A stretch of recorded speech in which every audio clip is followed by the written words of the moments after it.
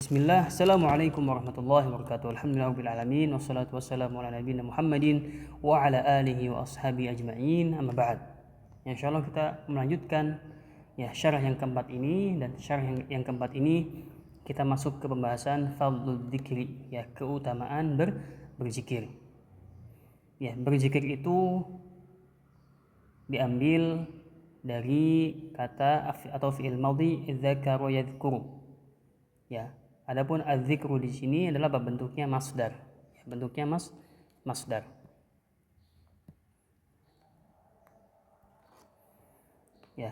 Adapun zikir secara istilah adalah apa? Ma yajri lisan wal qalbu min dzikril 'abdi li rabbih subhanahu wa ta'ala. Itu yang dilakukan oleh lisan dan hati dari mengingat Allah subhanahu wa ta'ala. Ini berzikir. Itu ketika hati kita, lisan kita mengingat Allah, maka ini dinamakan berzikir. Al-Imam Ibnu Qayyim rahimahullah ta'ala, beliau mengatakan bahwasanya zikir itu maknanya lebih luas. Itu bisa dengan mengingat al-asma wa sifat, nama-nama Allah subhanahu wa ta'ala. Itu ketika kita mengetahui Allah Maha Al-Ali, maka kita harus takut kepada Allah kapanpun dan dimanapun, karena Allah mengetahui hal tersebut. Atau As-Sami', maka kita harus takut bahwasanya Allah akan mendengar apa yang kita ucapkan. Atau juga bisa dengan imtithalul awamir. Itu mengerjakan segala perintahnya. Wajtinabun nawahi, dan menjauhi segala larangannya. Atau yang ketiga itu dengan as-sana, itu memuji Allah, mengagungkan Allah. Maka ini termasuk adalah berzikir kepada Allah subhanahu wa ta'ala. Kemudian hadis yang pertama itu dari sahabat yang mulia Abu Musa al-Asy'ari radhiyallahu anhu. Nabi sallallahu alaihi wasallam bersabda, "Matsalul ladzi yadhkuru rabbahu wal ladzi la yadhkuru rabbahu matsalul hayy wal mayyit." Permisalan orang yang berzikir kepada Allah dan yang tidak pernah berzikir kepada Allah itu seperti orang yang hidup dan yang mati. Artinya perbedaannya sangat-sangatlah jauh. Orang yang mati dia tidak bisa bermanfaat lagi atau dimanfaatkan lagi. Atau kalau orang yang hidup dia masih bisa dimanfaatkan. Kenapa dia masih hidup? Adapun orang yang mati maka tidak bisa ngapa-ngapain. Bahkan dia butuh dengan selainnya.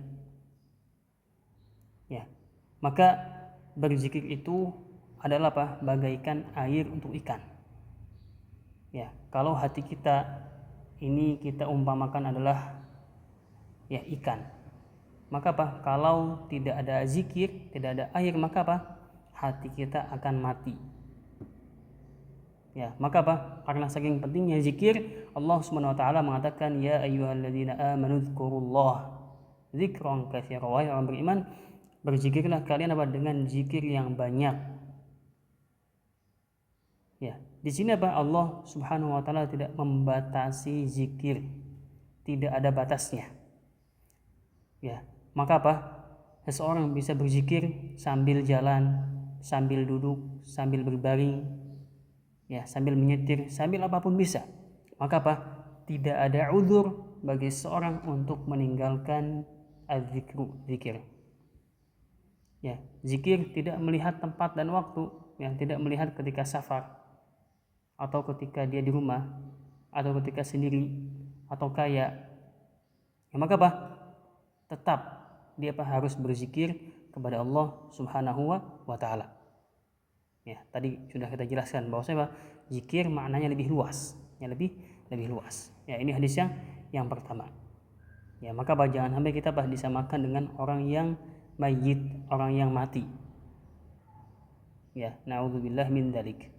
Kemudian hadis yang kedua dari sahabat Abu Hurairah radhiyallahu anhu, Nabi sallallahu alaihi wasallam bersabda, ini hadis qudsi.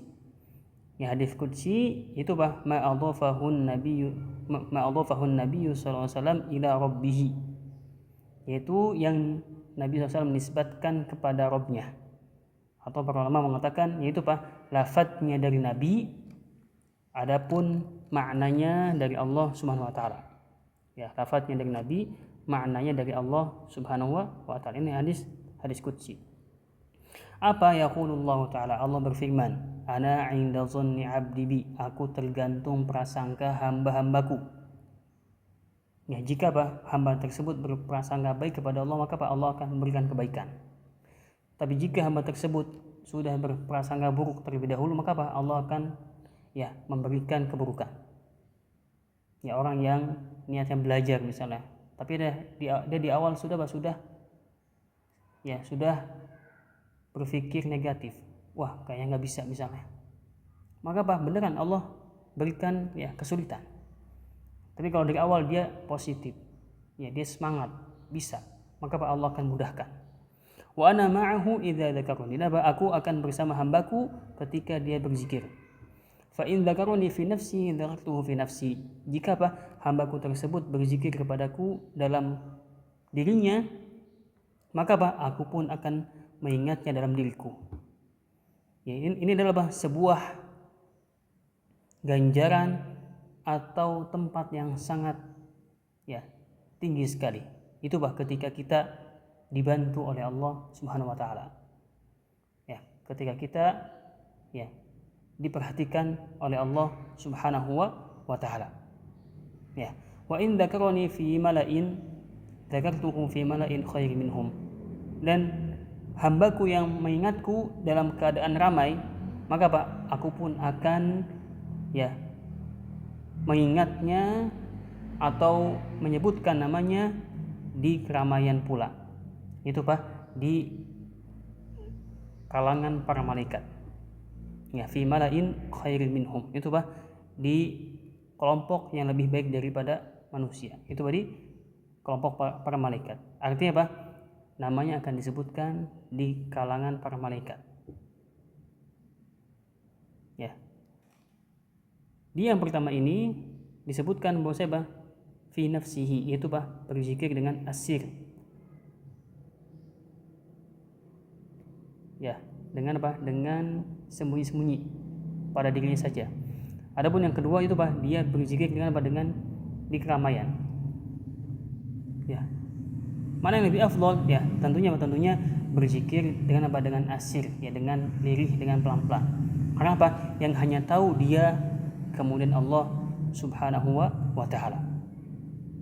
Ya, maka jemaah sekalian, di sini kita dianjurkan untuk mengingat Allah Subhanahu wa taala baik ketika sendirian atau ketika dalam keadaan ramai.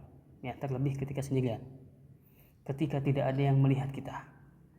Ketika kita berada di kamar sendirian. Ya, maka ingatlah Allah Subhanahu wa taala. Berzikirlah kepada Allah Subhanahu wa taala. Jangan sampai ketika kita sendirian justru kita tidak mengingat Allah Subhanahu wa taala. Ya, karena sejatinya Allah Subhanahu wa taala itu pasti melihat kita. Allah Maha As-Sami', Allah Maha Al-Alim. Maka takutlah kepada Allah kapanpun dan dimanapun, sendirian atau dalam keadaan ramai. Ya. Kemudian hadis yang ketiga yaitu dari sahabat yang mulia Abu Hurairah radhiyallahu anhu. Ya, Nabi SAW bersabda, sabaqal mufarridun, telah mendahului dalam kebaikan. Siapa? Al-mufarridun. Ya, arti kata al-mufarridun pada asalnya adalah mempunyai makna orang-orang yang tidak punya teman, halaka aqranuhum. Dia sendirian. Ini artinya al-mufarridun. Ya, bisa dibaca dengan dua bacaan. Al-mufarridun itu dengan tasydid atau al-mufridun. Ya, bisa dengan dua ini. Ini bisa al-mufarridun dan al-mufridun. Siapakah al-mufarridun? Yaitu orang yang menyendiri. Siapa sih maksudnya? Qalu, para sahabat bertanya, wa mal munfariduna ya Rasulullah, siapakah mereka wahai Rasulullah SAW? Ya, siapa yang anda maksud wahai Rasul ya dengan al-munfaridun? Qala, ya, Nabi menjawab, az-zakiruna Allah katsiran waz-zakirat. Itu para laki-laki yang berzikir kepada Allah dengan zikir yang banyak, waz-zakirat. Begitu pula para perempuan yang berzikir kepada Allah Subhanahu wa taala dengan zikir yang banyak. Ya. Maka jemaah sekalian, jadilah kita orang-orang yang al-mufaridun. Itu yang memperbanyak zikir kita kepada Allah Subhanahu wa taala. Zikir itu sangat mudah. Ya, sangat mudah dilakukan. Kita bisa berzikir sambil apapun. Ya, kecuali di tempat-tempat yang dilarang, ya, di WC misalnya. Adapun misalnya sambil nyapu, sambil masak, sambil nyetir, ya, sambil kegiatan apapun, maka kita bisa berzikir kepada Allah Subhanahu wa taala. Ya, adapun di tempat-tempat yang terlarang ya tadi, seperti WC misalnya, atau sedang membuang hajat, maka berzikir yang tidak boleh adalah ketika dia diucapkan. Adapun berzikir dengan dalam hati maka diperbolehkan. Ya, wallahu taala alam bissawab. Ya, semoga yang singkat ini bisa bermanfaat. Barakallahu fiik. Wassalamualaikum warahmatullahi wabarakatuh.